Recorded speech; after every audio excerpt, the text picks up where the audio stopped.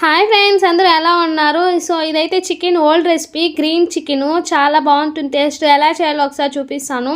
So కొత్తిమీర, కరివేపాకు, అల్లం వెల్లుల్లి, పుదీనా, పచ్చిమిర్చి, చికెన్ క్లీన్ చేసి పక్కన పెట్టుకుందాము. కరివేపాకు తీసి మీదంతా పేస్ట్ చేసుకొని పక్కన పెట్టుకొని, ఇప్పుడు చికెన్ తీసుకుని అందులోనే పసుపు, సాల్ట్, మిక్సీ వేసుకున్న పేస్టు, పెరుగు అంతా వేసి బాగా కలిపి 1 అవర్ ఫ్రిడ్జ్లో పెట్టుకోవాలి. సో ఇప్పుడు ప్యాన్ పెట్టి కొంచెం ఆయిల్ వేసి నేను చూపించిన మసాలాలన్నీ వేయాలి. సో ఇది బాగా కుక్ అవ్వాలి. సో ఇది కుక్ అయిన వరకు వేసేసి ఆల్రెడీ చికెన్ 1 అవర్ పెట్టిన తర్వాత ఇది తెచ్చి ఇందులో మొత్తం వేసేవాలి. సో ఇప్పుడు ఇది మనకి ఒక 10 మినిట్స్ బాగా కుక్ అవ్వాలి. సో కుక్ అయిందో మూత పెట్టి కుక్ చేసుకుందాము. వాటర్ ఏం అవసరం లేదు, ఆ చికెన్లో ఉన్న వాటరే సరిపోతుంది.